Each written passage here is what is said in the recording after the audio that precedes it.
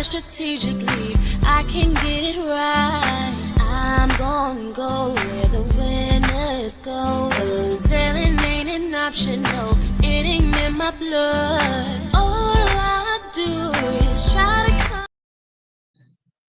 Hey, hey, hey, it's Monday. Welcome to Mondays Beyond the Mic. As you all know, and if you don't know, this is the place where we go behind surface level topics in relationships. This space provides us with an opportunity to delve into more personal or profound aspects of our lives. So, thank you to our faithful followers who tune in every Monday just to be here with us. We appreciate you. And if this is your first time here, welcome. And before we go on any further, I want to say hello to my co-host. How you doing over there? I am well. How are you on this Monday? What, second Monday in Black History Month? I'm doing splendid. Power to the people. I am doing well. Happy to see another Monday. So, here on Mondays Beyond the Mic, we talk from our personal experiences in the hopes that we will help someone push past their pain to pleasure, fun, therapy, whatever that looks like to you, just some form of healing. This is why we do what we do. The number one house rule here is respect. We would like to state that if disrespect is displayed in the chat or on the platform, unfortunately, you will be removed. That is the one request that we have. And guess who we have already that we must say hi to that keeps things moving along? The best moderator in the YouTube streets, which would be who? Anae. Hey, Anae. Anae. Hey, Anae. We appreciate you. Lady Dawn B said, hey, family. Great Monday. Hey. Absolutely. Great Monday. Hey, Lady Dawn Bun. Look, it's Monday and I got to get my words together. Use your words. Hey, Pronunciation. Lady Dawn B. Now, use your words, use your vowels. If y'all want to go on over Thursday nights to Lady Dawn B, she's on. Something happens on her show after 8:30. It turns into something else that she doesn't even know how we got to that point. But it's late night over there if that's what you want to get into over there. So it's Black History Month, right? It's still Black History Month. She's laughing because she knows it's the truth. It's just, you're more than welcome to pop up. Things get real different. And we might need you at the end of the show because just watch. Okay. But yeah, things go different here. However, it is Black History Month. And let's begin. All right. So, as I stated earlier, it is the second Monday in Black History Month. So, last week we learned about the metaphor, the real McCoy, which was coined by the inventor Elijah McCoy.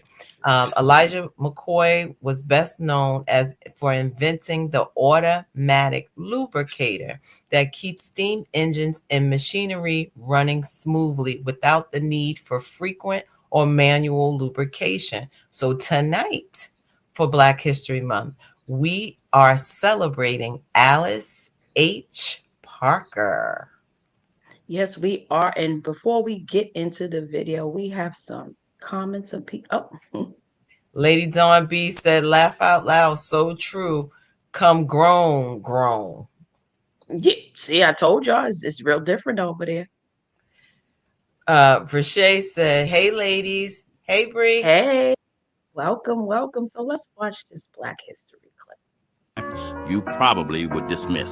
In the early 1900s, staying warm meant dealing with the hassle of burning coal or wood in homes. This process had its drawbacks, as the heat tended to concentrate right in front of the fireplace, leaving the rest of the room chilly. But on December 23rd, 1919, everything changed. Inventor Alice H. Parker patented a groundbreaking idea: the first furnace powered by natural gas designed specifically for homes and offices. Parker's innovative furnace didn't just burn gas. It revolutionized the way we heat our homes.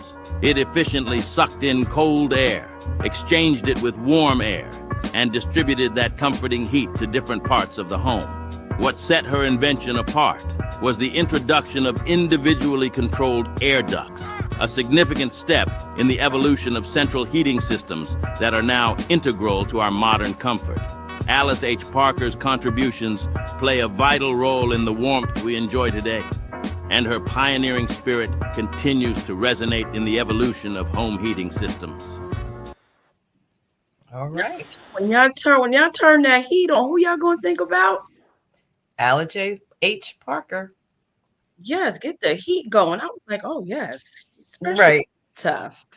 Right? Okay, so there we go. That is our Black History segment, which we will play again before we end the show. But oh, look who's here. Hey, Vaughn. He said, blessings all. Hey, Vaughn, blessings on blessings. So let's start.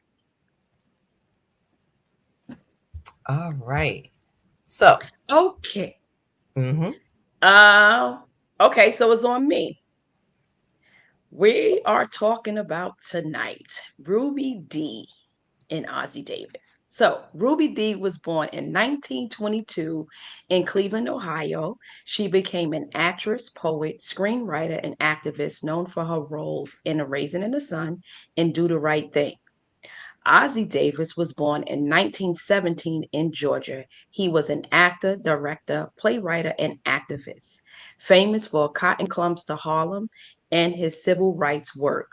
In a world where love stories come and go, there are some that stand the test of times, some that aren't just about romance, but about revolution. Ruby Dee and Ossie Davis weren't just husband and wife, they were partners in love, in art, and in the fight for justice. Their story is one of resilience, commitment, and change. And I promise y'all, if y'all stick around, y'all gonna learn something about them. Y'all gonna touch your pearls. So, yeah, so what we're doing for this month, we're talking about these wonderful couples that stood the test of times and how does that equate to today's modern day dating and marriages. And we know it looks totally different than what was. Okay, co-host, let's All keep the right. train moving. All right. The train is moving. So, we're going to talk about Black actors in the mid 20th century. Opportunities were limited. Hollywood often confined them to roles as maids, butlers, or comic relief. But Ruby Dee and Ossie Davis refused to be defined by those limitations. They were incredibly selective with their roles. Ossie Davis turned down demeaning parts, and Ruby Dee fought to portray complex Black women with dignity. Their commitment helped pave the way for more authentic Black storytelling in Hollywood. Just like Ruby and Ossie, Jade and Will Smith have spoken about the struggles of being Black actors in Hollywood. Jada, in particular, was vocal about the the Oscar so white controversy and the lack of opportunity for Black creatives. Will has also shared his experience of being pigeonholed into certain roles and the pressure of representing Black successful or Black success in Hollywood. So, what do you think about that? When I think about that is the fight that Ruby Dee and Ossie Davis did, right? What if we still Black actors to this day stood to those standards, not taking any role? Not just taking what's out there, standing up. How much, I think, in my opinion, our culture would be so much better because they set a certain standard, opposed to just taking any role for money and just to fit in and get in where you fit in. And that's my thoughts on that. In terms of Bill and Jada, they play pretty good roles, but you can see the shift in terms of some of the roles they played and what Ozzy and Ruby played. For instance, that shift started happening when they had, what is it, same sex scenes. Mhm. That's something they didn't go for back then. So would it be that prevalent today if we had those same standards? What's your thoughts? I think one, the fact that they had each other. So with in talking about relationships, where Will and Jada kind of got together, they were their own in their own rights, before they were married. Where Ozzy and Ruby, we kind of know them as that couple that acted together, and so they were doing life. So I think, and especially timing plays a Mhm. big part, because I think that they had the opportunity to say, this is what we want to fight against. And segregation, and the roles were different. It was very much like, these are the characters we want you to play, and they fought against those characters. There has been some breakthrough in Hollywood, but I also don't think you have that foundation of values the same way that they grew up, because Mhm. more than just actors and actresses, they also fought in civil rights. So there was more to it. It wasn't just about the dollar. It was fighting for something that they felt they rightfully deserved. Mhm. And that's so good. And this is a total sidebar, but it was nothing like when Ruby D smacked Denzel in American Gangster. She said, "Even I know you don't fight to kill a police." I said, "You better come on." She still had that hook in her though. At her later age, she still had the hook. But we have people talking to us. Bravo and Hey, she said, blessings, beautiful host. look who's here. Hey, Hey. Steph. So We she just said, adopted Stephanie. hey, ladies, happy Monday. Happy Monday to you as well. Happy Monday, and thank you for being here. So let's go on. So we're going to talk about now balancing activism and careers. Acting was just one part of their mission. Both Ruby and Ozzy were deeply involved in the civil rights movement, marching alongside Dr. King and speaking out against injustice. But activism came at a price. In the 1950s and 60s, being openly political could destroy a career. Many actors stayed silent, fearing Hollywood blacksting. But Ruby and Ozzy took the risk, speaking out against racism, war, and inequality. The activism inspired generations. Now we have Jada and Will, right? Jada has been outspoken about social justice, particularly regarding Black empowerment and women's rights. Will has continued to philanthropy efforts to efforts and spoken about racial issues, but his activism has been more subtle compared to Jada's public stance. Unlike Ruby and Ozzy, whose activism was deeply intertwined with their careers, Will and Jada often faced backlash, particularly when Jada called for an Oscar boycott, which some criticized as self-serving. So in the chat, talk to us. What do y'all think about the comparisons of dating and being married back then up into modern day dating? What co-host, what do you think about this section here on balancing activism and careers? I again, when we're looking at the two couples, I think there was a difference because the foundation was marching with the civil rights leader. They saw segregation differently. Segregation still happens now, but it happens in a different light. Then it was more in your face. This is how we feel about you. So that coming together, I think it's almost like when you try to break up two people, they will stay together because you're trying to break them up. Where, Mm-hmm. and so that's more of that Ruby and Ozzy, where Will and Jada is more like, well, we accept everyone, and it's not as blatant. So the fight may look different. Uh, and I still go back, Ruby and Ozzy had a different foundation than I think the Will and Jada era, and how they perceive things, because it wasn't just about boycotting the Oscars.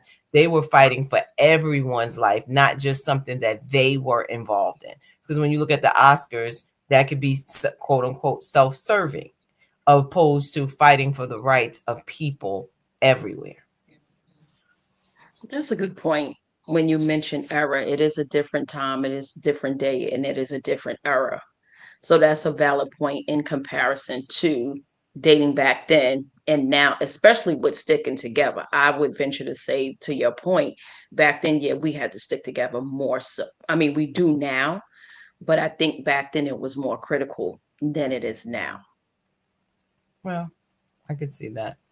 Yeah. So Yeah. So let's go to they were navigating marriage in the spotlight. So a marriage lasting nearly 60 years is rare. So literally to death did them part, especially in Hollywood. I think if marriages in Hollywood last past 5 years, everybody's like, oh my gosh, right? But their love wasn't just about romance. It was about growth. It was about partnership and honesty. What made their marriage unique was their transparency. They spoke openly about their struggles, even about trying an open marriage, which was nearly unheard of at that time.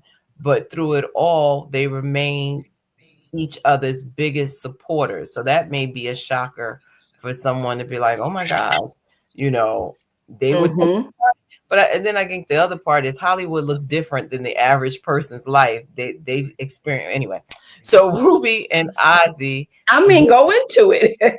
Ruby and Ozzy and Will and Jada openly discuss having unconventional marriages. However, their relationship, including Jada's entanglement with August Alsina, became highly publicized and controversial. Unlike Ruby and Ozzy, who managed to control their narrative, Will and Jada personal struggles became a part of the tabloids, with social media fueling speculations and criticism, which, you know, that was a lot.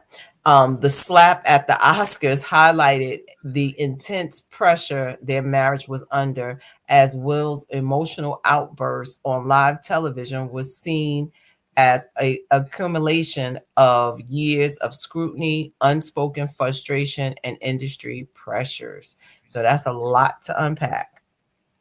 Yeah, it is, and we're gonna go to the comments. But I remember I didn't see the Oscars, and we talked the next morning, and you was like, "You didn't see him slap her." I was like, "What you talking about?" I had to go to Google and YouTube.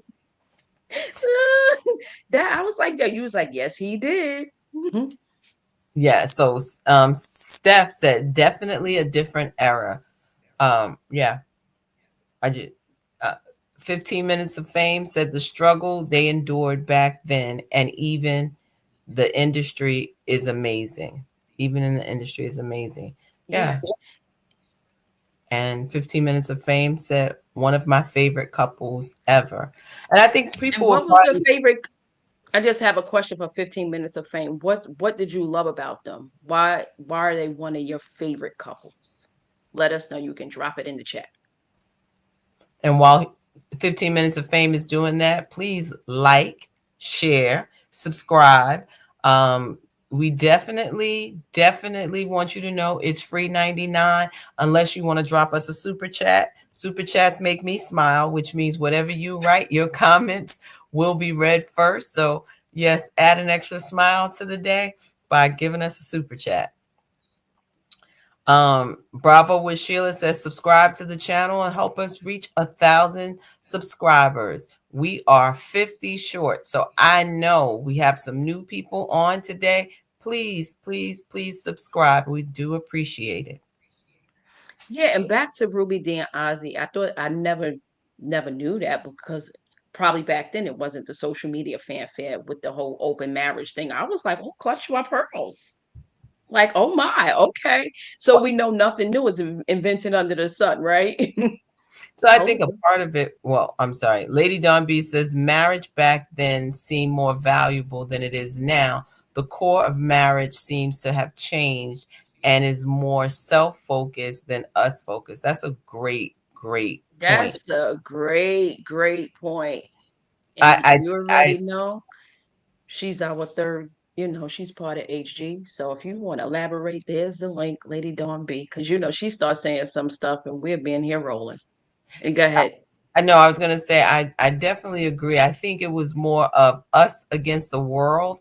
Now is us against the world, us against each other, us against, it's like I'm fighting against myself. There's just a whole lot going on. There's a lot to unpack there. And I think people are not coming into a marriage with the thoughts of till death do us part, opposed to until you get on my nerves. Hmm. And it Which goes back to what we talked about. Sorry, it was a delay. Go ahead. I mean, no, cut no, you off. no, that's fine. Go ahead. And it goes back to what we were talking about, I believe 2 shows ago. I forgot what topic we were talking about, but in terms of what love really means, Mhm. not this surface level stuff. Like love means I'm here no matter what. Good, bad, ugly, when I like you, when I don't like you, when you get on my very last nerve. It's not the option.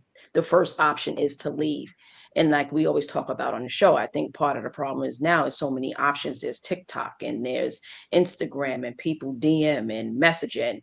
So people think they have other options when really it's like sometimes you should have just stayed where you were at.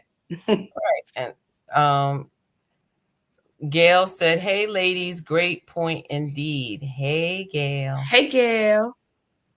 You were going 15 to say something before. no, well, 15 minutes of fame answered your questions. Their transparency and just the way they openly loved each other and both had really great personalities. And I think it's more when you look at them, it's not a competition.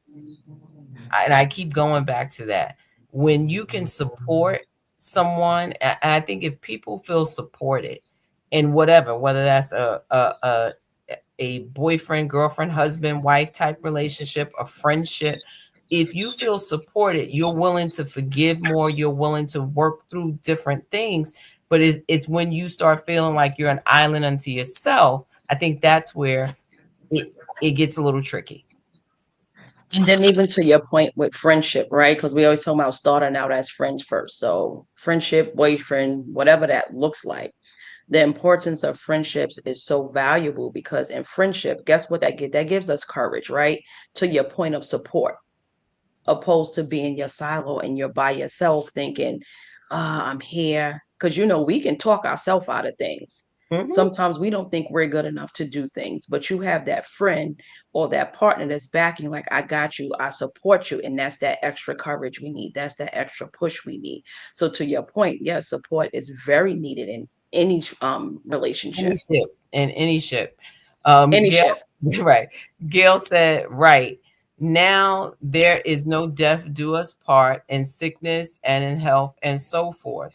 Right. Is until you get on my nerves.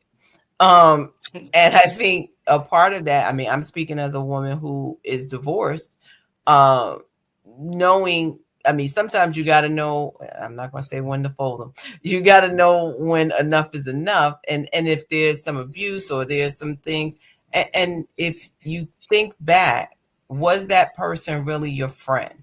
Or because when we're younger, we're like, he fine, she fine. And normally we like, we can have some cute babies. Or how does my last name sound with your last name? And we go through all of these not understanding. And a part of that is our own immaturity of understanding how to grow together. And it's always good to get background. And I think we always talk about when you date, right? When you're dating, and you heard me say it, when you date, you need to get data. I need to know what's in your family. Like, have you ever seen a successful marriage before? Have you ever seen a successful relationship before? Like, do you commit to things? Because all of those things, we show up in a relationship with them, and we're just Mhm. going on what you look like. Oh well, he was fine, he was chiseled, but he's empty. Hmm. So Chiseled and empty. right. So I'm looking at you, and then after a while, I'm gonna get sick of looking at you because I can't hold a conversation with you. Or vice Yeah. versa. He can say she fine, she this, she that, but after that, she can't hold a like, are you kidding me? Right. A full You sentence, please. or you can't think yourself out of a paper bag. It's like, are you for real? And I think as you get older, there's a different appreciation for conversation, for someone to actually intellectually stimulate your thought or make you say, I never thought about it that way. Or, I can improve in this area. And it's not so superficial. Hmm. So I think So that's what as we you, need to do that. mhm. Even Mhm. with that, what you're saying in terms of dating when we were younger and older, we start our values change. We start to value different things. To your point, it's not about the surface level stuff. Can you stimulate my mind? Now, when you're young, you don't care nothing about that. When you get old, you like, girl. And this is for the men too. Please comment because we always love to hear both aspects of it. It's just that no men are up here tonight and no men are talking to us in the chat. I believe 15 minutes of fame might be. I don't know. But if you are, you can chat away. I know Vaughn Vaughn was is, on. yeah. Yeah, Vaughn is on. So just talk to us in the chat. We love to hear men perspectives. That's what the show is about. But I was saying to my point, you have these empty conversations, and it's like, girl, to your point, which Celeste, he asked me, what's my favorite color? Like, what are we even talking about? Like, what? I, I just, So, I think it's funny. I'm sorry. Like I had a friend of mine, actually a relative of mine, says she went out on a date. Now she's in her 40s, and the man asked her what was her favorite subject in high school. high school, like, what are we? So, you So, know, that conversation wasn't going anywhere. You didn't so, even say college. and that was her point. She was like, I'm like high school. To me, that was a shallow conversation. It was like, find something to talk about, something to stimulate the other person. Like, if we're going to become one, if and we're talking in the sense of marriage, even in a friendship. So let me not even say, even in a regular friendship, there should be a pull and a push, pulling you to be better and pushing you to be better. Mhm, To see what you don't see in you. That person should be able to see you at the next level of you and speak mhm, it to you till you believe what they see. I think it's almost like good parents. Good parents will speak well to you enough till you start to believe what they said, and they no longer have to tell you, because you, like, in your head, you will hear them when you come to a difficult time. You'll hear what they've mhm, spoken into your life. And words are water, or words can grow a thing, or words can drown a thing. mhm. So we have And to to your be point, careful with our words. Sorry. yeah, and to your point, that's another form of love, right? Speaking life into me, even if I don't see it, that's another form of love. I love you that much to say, no, you're better than that. I love you that much to say, no, you can do it. I Mhm. love you that much to say there is so much more in you. Don't stop here. Keep going. Steph is talking to us. Steph says, and now a lot of celebrity couples publicize their relationship, and it can be unconventional, and their fans think that's the right way to be. I think a lot of that is because we have a lot of people searching for who they are, and they find or believe they're finding who they are in celebrities. So it's this fantasy. Well, if they do it, you can't do. What was that? I can't remember. What was that when Beyonce was mad at Jay-Z? She made the song about she could go. I can't remember. It was around, I think it was in the Formation. But the point is, Okay. she could pack up and leave. She got money. You can't, whatever it was that she said. I was like, the average person can't do that. And they were like, yeah, like Beyonce said. But you see, Yeah, Beyonce, Beyonce say to the left. She could go to the left, to the right, to the middle, and Long Island. but she's still She has there. options. Right, but she's still there. So I So think that's a part the of it. We fame. can't get so caught up in other people's relationships. No, mind your, I tell you, my mother said this and I still stand on it. She used to say it takes 6 months to mind your own business and 6 months to stay out of other people's, which meant you have a whole year to work on you and yours. So I think, yes, 15 minutes of fame is a guide. Thank you for responding and let us know what your thoughts are on this topic. So Gail says, so what does it look like when a couple are friends first, and you get along great as friends? Is it wrong to get into a relationship being afraid that to not work or lose the friendship? No, I think that's a conversation that needs to be had. What does that look like if we take it to the next step? I think what happens is we just automatic, like, I like him, he likes me, we're friends, but let's talk about it. If we were, how would the dynamics change? Because when we were friends, we might be like, that girl like you, da da da da. But if I'm Mhm. jealous, I need to be able to, like, okay, I don't like that. When you was my friend, I could do that. But in this situation, it looks different. I think communication is key. and not just communication, transparency, because someone could talk to you and they could be lying to you while they're talking. So you want to be able to have a transparent conversation with the person. And if you know them as a friend, you know when they lying. Like I'd be like, whether it's, my girlfriends or someone that you are involved with, if I know you well enough, I know when something's off. Like, what's the matter with you? Or you don't sound right, Mhm. or whatever, because we've been transparent with each other. So it's just beyond communication, it's transparency. Yeah, and to Gail's point, it's nothing wrong because we always say you should start out as friends first. But if one starts to develop the feelings and the other, I would say still have the conversation.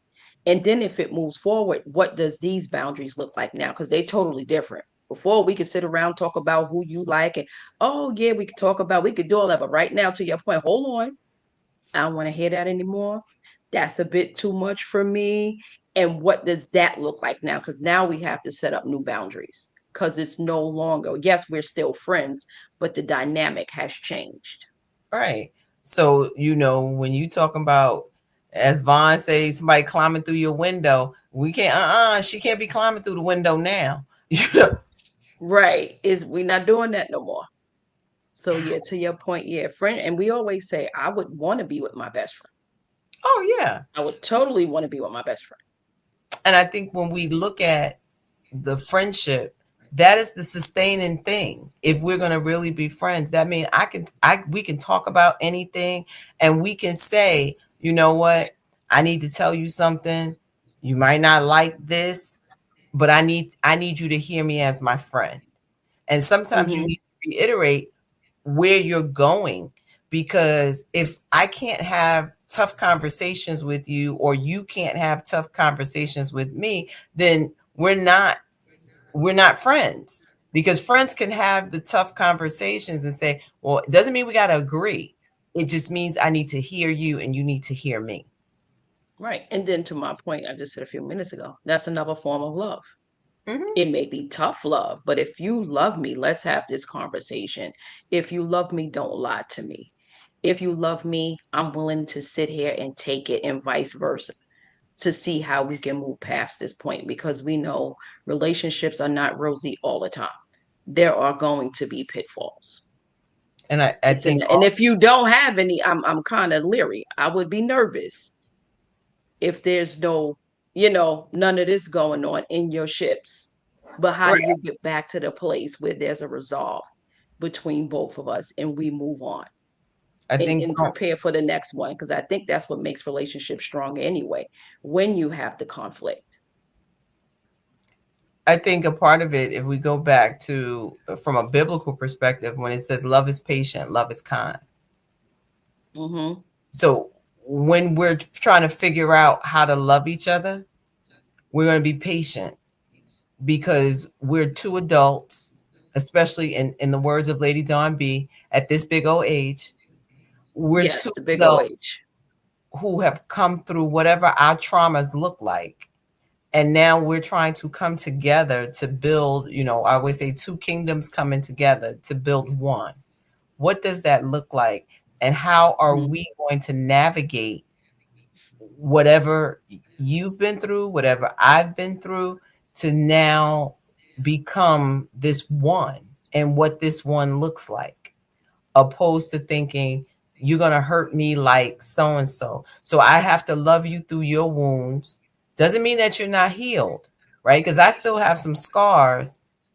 They don't hurt anymore, but when I look at them, I can tell you the story behind them. And I think that's Mhm. the key. Are you at the point that you can look at the wound, tell the story, and keep moving, opposed to, when you were little, you like keep picking at it, you picking, and it's still bleeding. So that Mhm. puts a different space and place. And can we be transparent about that? And I think women and men, I think everybody needs a little counseling, to be able to say, Mhm. this is where we are, and let's figure out, where we're going. So, and especially to Gail's point, if he was my friend, eh, he's even the more person that I would want to be in love with, because we were able to just be in a Mhm. platonic relationship before it went to the next level. Good point. Good point. So let's move on. So we're going to talk about sustained advocacy and mentorship. Beyond their own success, Ruby and Ozzy were deeply committed to lifting others. They mentored young Black artists, fought for fair representation in Hollywood, and used their voices to tell stories that mattered. They weren't just actors, they were storytellers with purpose. They believed art could be a tool for justice, and they lived that belief every single day. While Ruby and Ozzy constantly advocated for the racial justice and lifted up young Black artists, Will and Jada struggled to maintain a clear activist identity, excuse me. The backlash from Jada's comments and Will's personal challenges, including the controversial book Revelations, often overshadowed their positive work on love and happiness. Now, in the book, Will stated that to place the responsibility for your happiness on anybody other than yourself is a recipe for misery. And I totally agree. Yeah. And I think that too many people look for other people to make them happy. And it is totally your responsibility. I don't care if you're not happy with yourself. You can have the best spouse, the best friend in the world. You're going to always find something wrong. So the work needs to be internal. Absolutely. Because listen, if you're making yourself miserable, you can't make yourself happy. You can't find peace within your own self. What are you going to do with somebody else? Totally just, as you say, bleed on them. Mm-hmm. And Stephanie said, agreed. All right. So let's talk about the outcome. Ruby and Ozzy stayed together for nearly 60 years, weathering the storms of Hollywood, activism, and personal challenges. Will and Jada revealed in 2023 that they had been separated since 2016, which highlights how their relationship did not endure the same way. Let me tell you something. That's some good acting. 2023, that they've been separated since 2016. That was some daggone good acting. What you say? Well, I mean, I think a yes and no, because one, they knew how to show up for the kids. Because I think if we're honest, we've all stayed somewhere where we were really separated, but we were together. Yeah.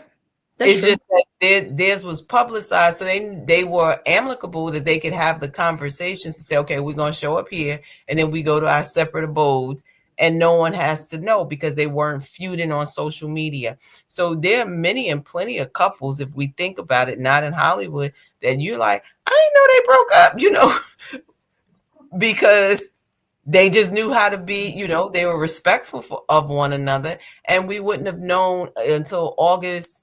Alcina came out and said something. But other than that, they knew. They weren't shocked they were just shocked that it was put in the public. So besides just acting, they just figured out, okay, we're going to ride this out. Will said he got divorced before, and he had to pay a whole lot of money. So, it's cheaper to keep her. Yeah. Okay. So with that being said, let's go to this clip. I married because Gammy was crying. Well, Gammy, this is what happened. It was almost as if Gammy was like, you have to get married. So let's talk about the wedding. I was like, I never wanted to be married. I don't remember that. I remember feeling very strongly and wanting you guys to be married. I do remember that. Yes. But I don't remember your rejection of the idea of marriage. I remember the rejection of the idea of a wedding. I didn't want a wedding either. She didn't want it, I was like, I don't want to get married. And now Gammy done gone to Will crying about, I don't want to have a wedding. And now I'm being forced to have a wedding. When really, I just wanted it to be the two of us on a mountain, because I was like, this is serious business. Yeah, wedding was horrible. It was a horrible wedding. It was a mess. Jada was sick. She was very unpleasant. Wouldn't cope. But she was sick. She didn't cooperate with we were 6 months. What's your thoughts on that? I never wanted to get married. Gammy went crying to Will. Talk to us in the chat. What are your thoughts? Well, while they're talking, I think a part of it is, what's your why? I think that's the question. What's your why? Mm-hmm.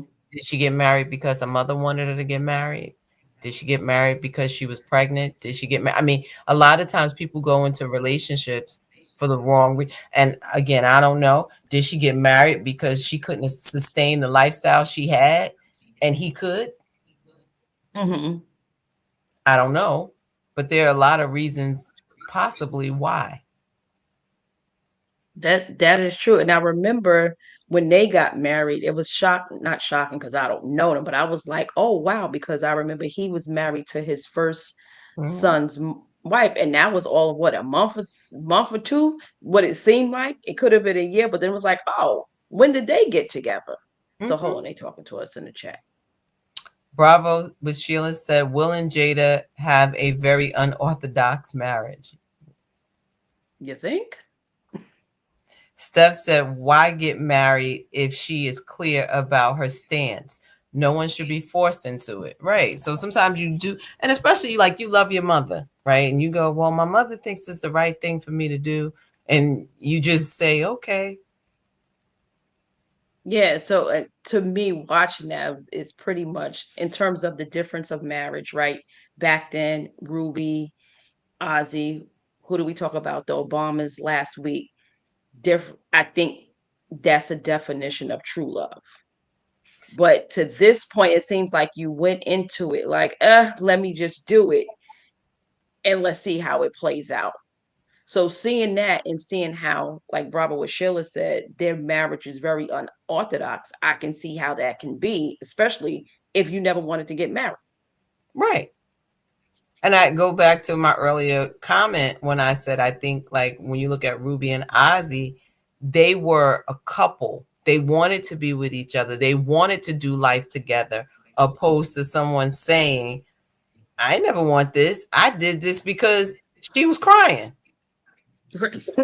That's literally what she said. Yeah. You know, my mother was crying. I wanted her to stop crying. So I said, okay, I'll marry him. Wow. That's something. Just wow. Bravo with Sheila said totally different views on traditional marriage and the institution of marriage. Right. Marriage is a beautiful thing.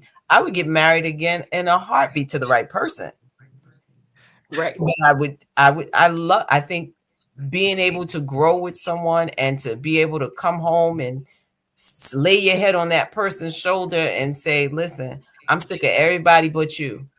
And then some days I'm sick of you too, but we understand each other. And you're like, leave her alone, let her have a minute, she'll be all right. You know, having someone to bounce ideas off of, having someone who understands you, and have someone to, protect you, protect your space.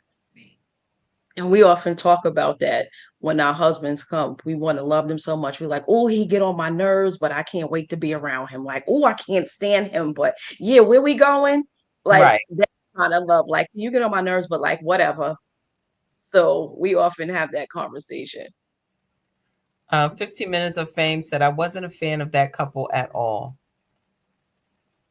Now, 15 Minutes of Fame, is that because of their marriage being unorthodox or just them two as Well, separate individuals? That's what I I would think, like to know. yeah, well, he said, she always seemed to have her own agenda. Okay. And those two people who probably would have been better as friends. And I think that's what you need to know. Like, okay, are we friends? And there could be some people that you start dating and then you're like, no, they're like a brother, or she like a sister. When you look at the relationship, but then you're like, okay, well, we've been together. What's next? And Yeah, and what's that's not. you stay I'm over there sorry. and I stay over there, and not we should get married because mama wants us to. And that's that what we used to hear, how we used to say it. He put me in the friend zone. She put me in the friend zone where you thought it was going somewhere. After a while, you just realize, like, hey, this is just not, we're better off as friends. Right. So Because to 15 minutes, it's a good point. Yeah.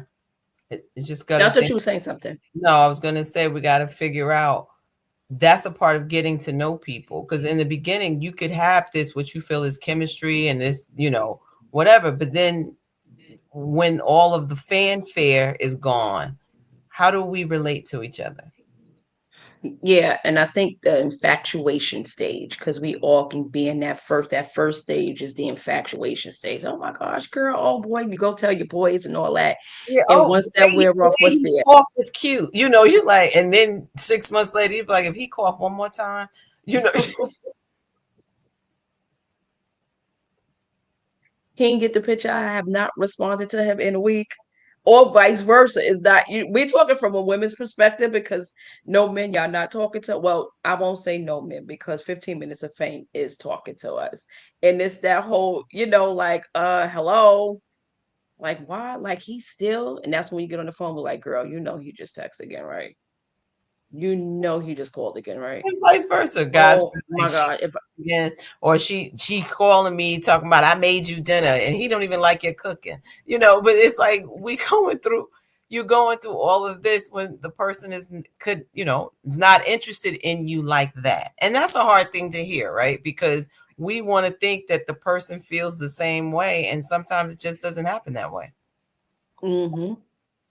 So Lady Dawn B says, yes, let me love you getting on my nerves, and we just gonna work out the nerve later and keep loving each other.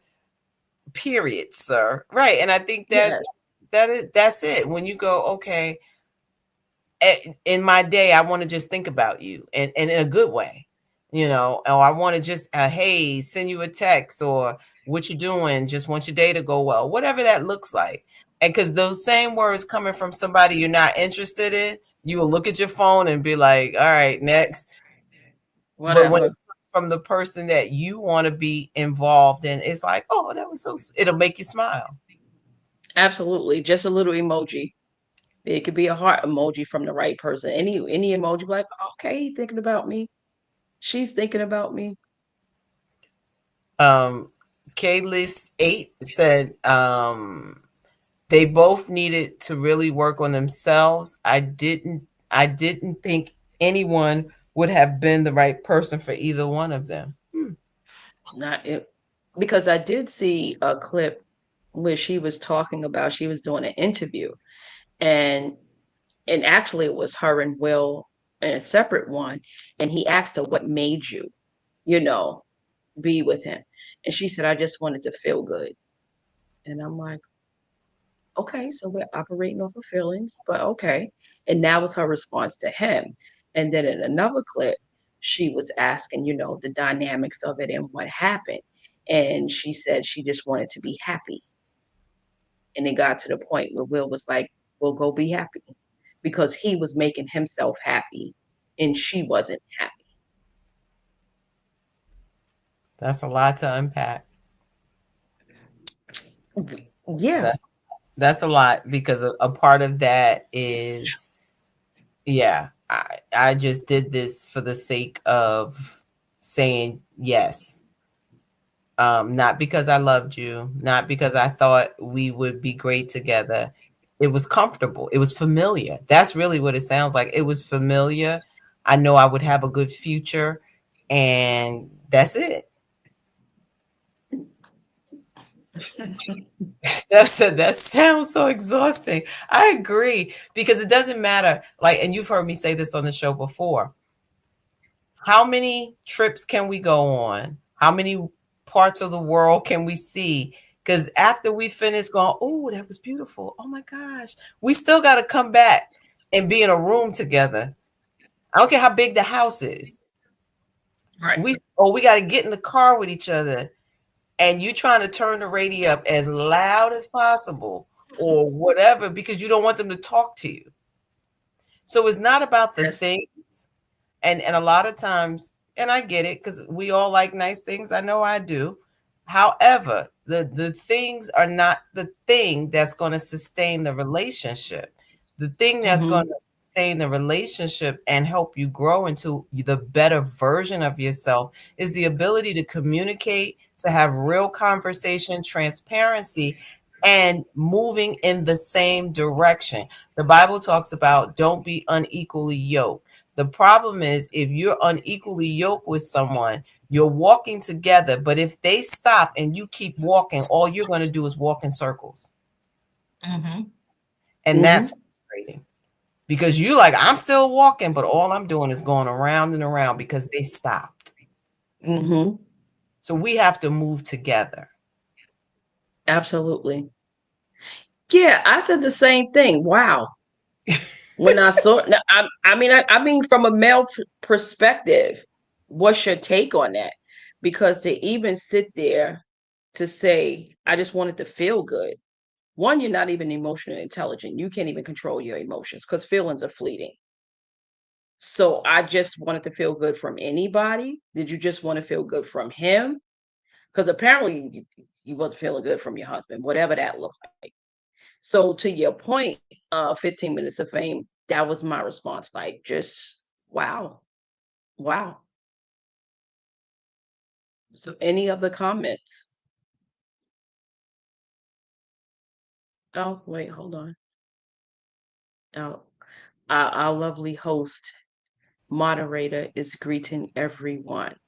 So that has been our show on Ossie Davis in comparison to Ossie Davis and Ruby D. Let me not forget Ruby D.